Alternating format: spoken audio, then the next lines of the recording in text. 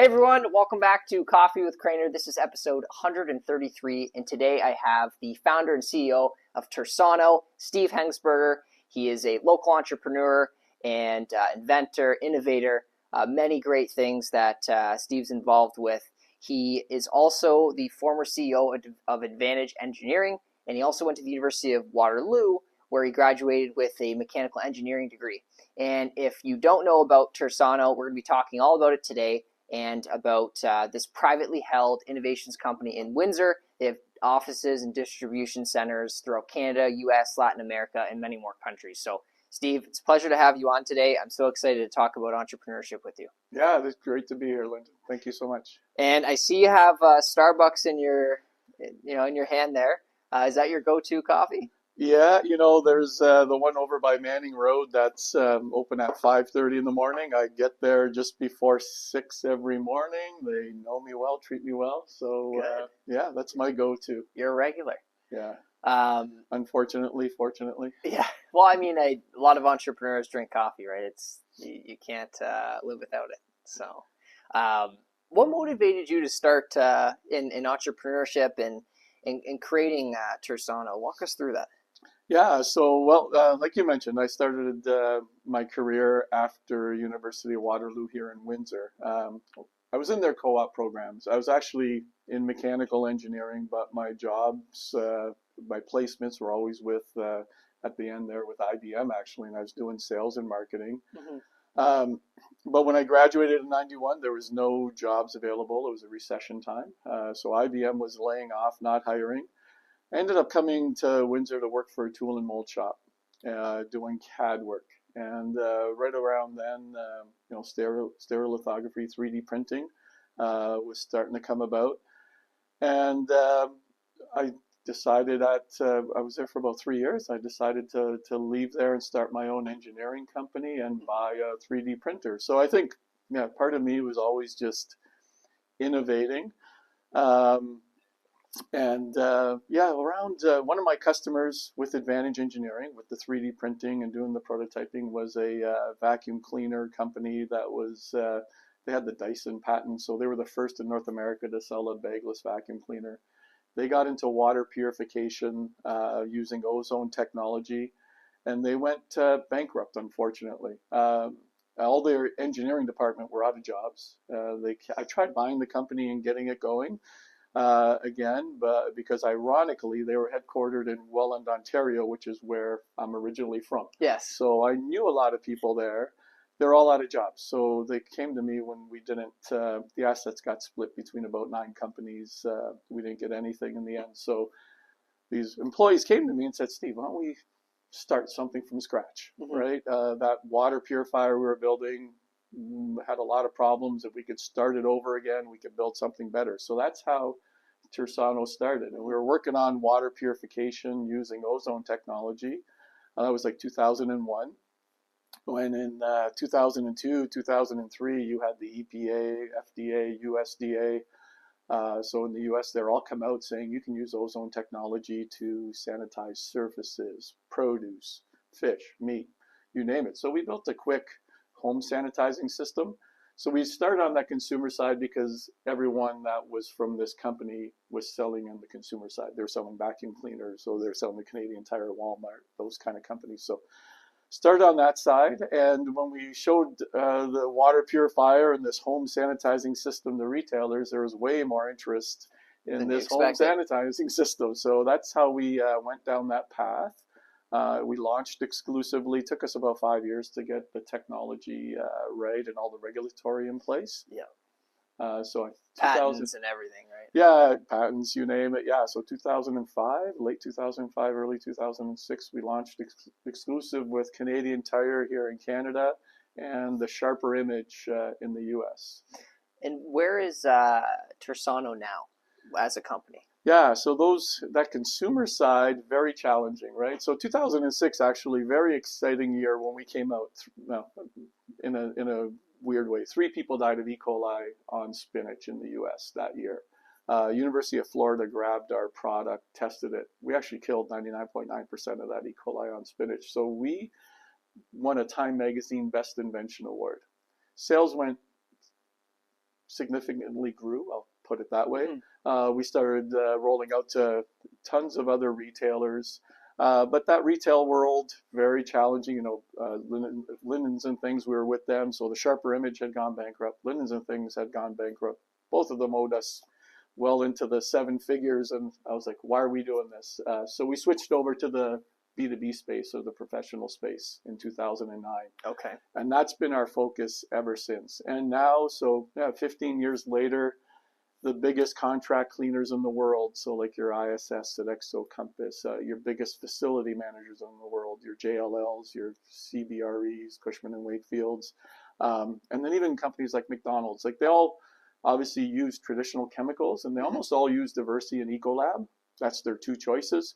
And all of them have added Tersano as that third choice, and we're the sustainable choice. So, our solution, I guess I didn't talk much about that, but it starts as water and oxygen. We turn it into this powerful cleaner, deodorizer, and sanitizer. So an all-in-one product, very simple to use, that's totally safe. So you get it on your skin, splash it in your eyes, drink it by accident, no harm done. And then the beauty then too is it actually then reverts back to water and oxygen. So for planet Earth, we're doing zero harm. So there's nothing more sustainable than our product when it comes for cleaning applications in the world. And people are like, well, what do you mean chemicals don't go down the drain? And we're like, yeah, every single chemical you bring in your home or into a building to clean, one way or another ends up either in a landfill or down the drain. Like, think about it. You dump a mop bucket, you're dumping not just the dirty water, you're dumping all the dirty water plus the chemical you use to clean down the drain. And when you look at everything you're doing in a building, laundry, there's a lot of chemicals going down our drains. So we eliminate all that, and that's why these large companies love our product, because we significantly lower their CO2. And you said 2006, it's 2006 on the consumer side. 2009 we started on this professional side, we'll call it. Yeah. So prior to that, and graduating from the University of Waterloo, as an entrepreneur, you go through, most go through multiple businesses before they have one that hits and takes you to that next level. For you, was there a number of things that I guess failed until you reached where you are? Well, I still think Tersano hasn't hit, right? So because our competitors are, like I mentioned, or it's been sustainable. Yeah, it's been a nice steady growth, right? But when you're introducing a game-changing technology, which is what it is, I've learned the hard way. It just takes time, which is okay. We're in it for the long run.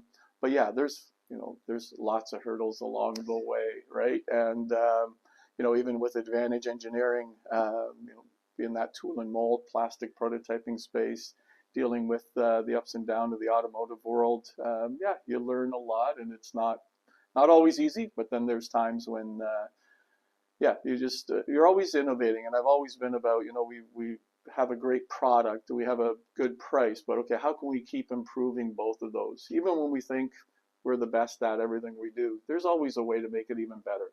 And of course, through all that, make it a fun place for everyone to work. Yeah. Right. And that way you can attract good talent, you can grow talent from within, and just make it where, it's not work anymore. It's somewhere that you enjoy going every day. Yes, absolutely. So, and how valuable has your mechanical engineering degree been in this field? Oh, that's a good question. I don't know if I obviously I love tinkering, and I love, another company we have is called Peapod, which is this collapsible portable toilet. So a lot of mechanical action with that, and every little thing that needs improvement there, I love getting involved in trying to see, okay, what can we do to make it better? Tersano is a lot of electronics nowadays internally, and I have to admit, I know enough to be dangerous, but we have software and hardware engineers now that actually do bring that product to a final realization. But and you must have a great team behind you as well. It's all about a great team, right? Yeah, like I started this, and I definitely know ozone technology really well, but without the team that we have around us now, it would definitely not, the company wouldn't be where it is today, and it wouldn't be heading down the path that it's heading down. And just going back to the technology aspect and the cleaning product and all the great things that you're working on, how does Tersano stand out, differentiate itself? You talked about the chemical aspect, but as a company compared to others that might be in the market. Yeah, so I think, is it price? Is it? Yeah, so we changed the whole cleaning world by bringing out our product back in 2009. There was nothing like it back then. Everyone was buying regular chemicals or green chemicals, and all green chemicals were watered down versions of good chemicals that people charge more for. So once we got out there and started building this clientele around the world, we have a lot of copycats now out there, and over in Europe, over in Asia, and we love it in a way. Of course, it's frustrating, but all their marketing materials will always say they're just like Tersano, except don't need the cartridge or don't need. So what we did, and we have our patent on our technology has taken ozone technology where it's usable for like 15 minutes to an hour, because it does revert back to water and oxygen, to a point where we actually pass these cleaning tests. So there's some standardized cleaning tests. Our solution passes those for 6 days. So with this patented technology that we incorporate into our whole system, it actually elevates the whole aqueous ozone, or what we're using as a solution, where it's usable for a much longer period of time. And even though these other companies will always come in and say, hey, we're just like Tersano, but don't need that cartridge, well, that's where we say, yeah, but without that cartridge, all you're getting is 4 hours of cleaning time, 15 minutes of sanitizing, where with us, you're getting days of use with our solution. And we are cheaper on top of it. So, so even against chemicals, and that's usually the first thing. Everyone wants to go sustainable. Everyone wants a sustainable solution, but no one has the money, especially nowadays, to spend more. Yeah. So we're always just showing how our systems can save facilities money as well, save on labor.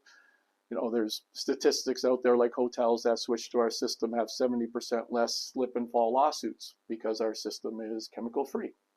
There's no chemical residue. So there's a whole bunch of other indirect savings too that separate us from all the other products out there.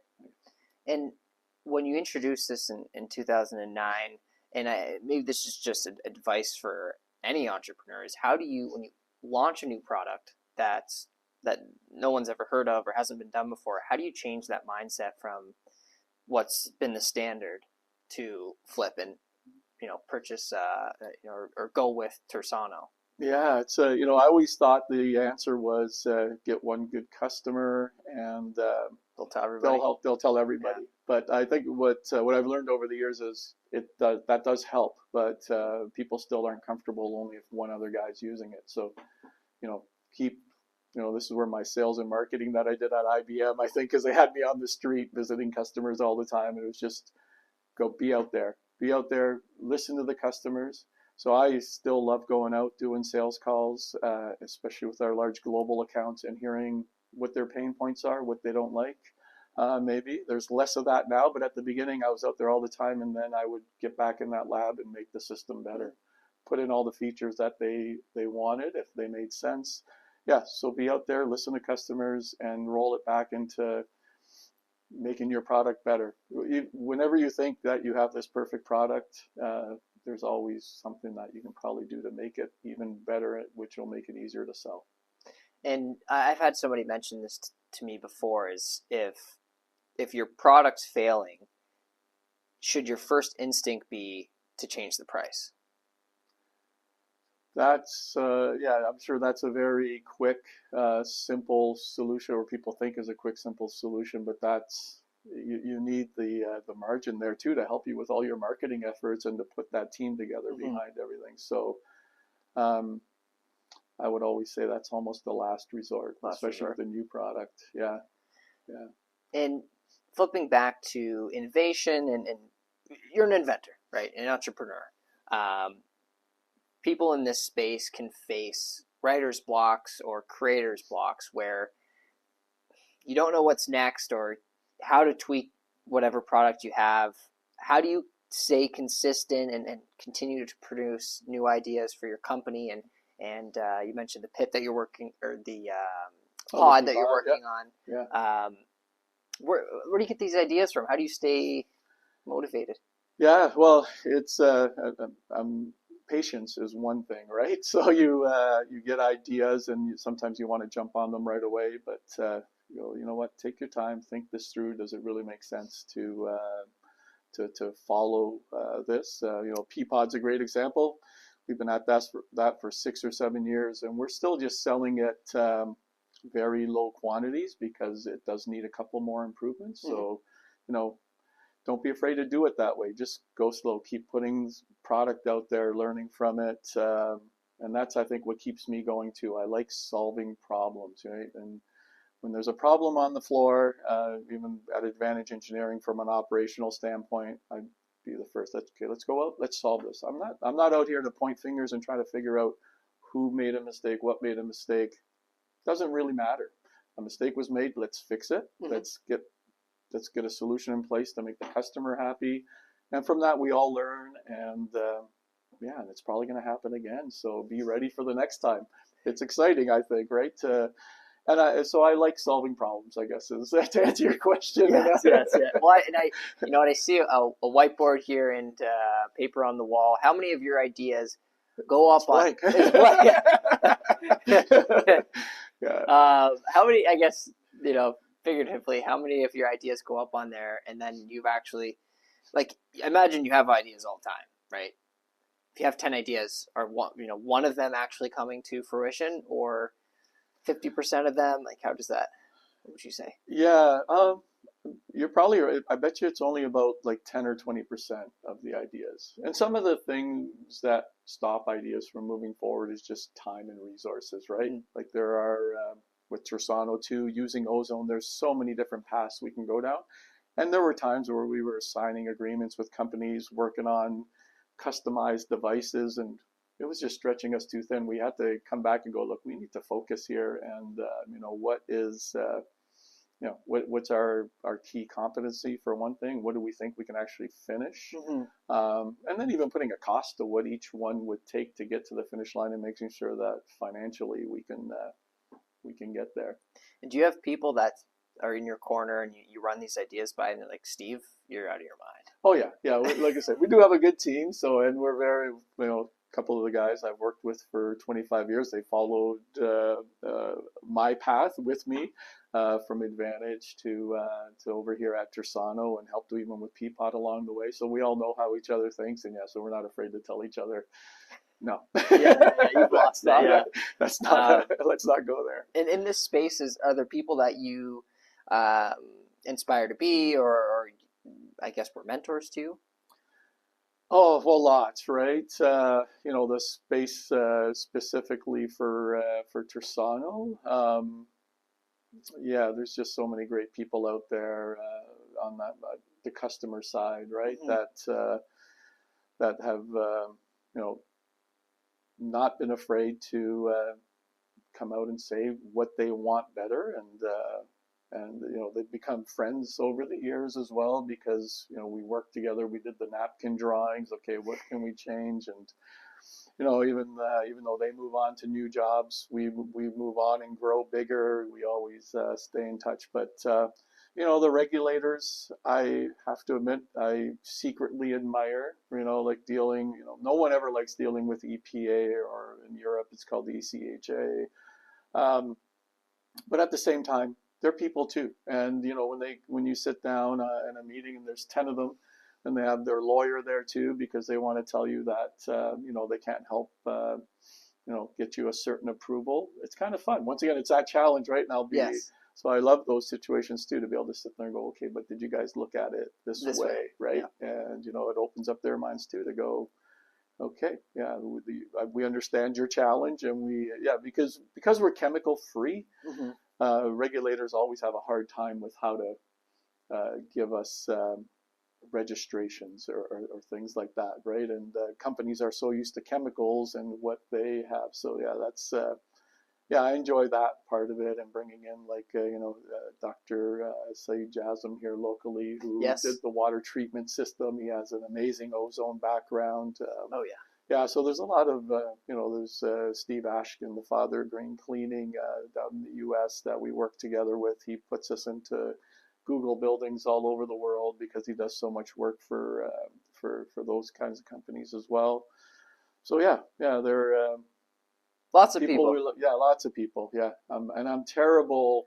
I always have been. I went to a high school in Welland that had 1,500 kids. I've always been terrible at names. Yes. And I'm still, but there's certain ones you remember. Well, right? maybe he'll remember my name after this. It's Lyndon, by the way.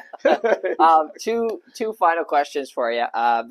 The second last one would be for anyone looking to enter the inventor entrepreneurial space. What would be your advice to them if they're looking to go out and create that next product?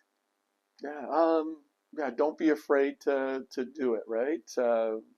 Somehow get that idea in front of the right people. If it comes up, it really does come down to funding something in the end, usually. Yeah. So, if you can't do it on your own, not a big deal. There's a lot of options out there. If you have a great idea, someone or some groups will step in and help you get that to market. So. Mm-hmm. And where do you see Tersano heading in the next 5 to 10 years? Where do you want to take it? What are some exciting things in the hopper? Yeah, well, we keep growing, right? Our two big competitors that, Diversity's $3 billion in sales, Ecolab's $15 billion. We're nowhere near that. Way Not smaller. Yet. But that's, but we're that third choice for all these large companies, right? So it keeps going, okay, so we can grow this a lot bigger still. Mm-hmm. So we got new products coming out that'll help us get there. Trying to maybe not compete as much with Diversity and Ecolab in some spaces, so coming out with products where they don't have anything yet, so that there's not as much difficulty for companies to decide whether to switch or not. If that makes sense. Yeah, make it an easy choice. Yeah. Lots of great things. It's exciting to see that's happening here in Windsor at this facility in Oldcastle, I believe. Right? Yeah, it used to be called Oldcastle. I think it's Tecumseh now. But, yes. Yeah, it's a great space. A lot of exciting things happening here with Steve, and really appreciate your time. I think this would be of great value to many entrepreneurs and people that are in the sanitary cleaning space, I guess you could call it. Yeah. So a lot of great points today. And if you're looking to watch the episode back and forth until you fall asleep, you can visit coffeewithcrainer.com. We'd love to get your feedback. Thanks so much. Oh, thank you, Lynn.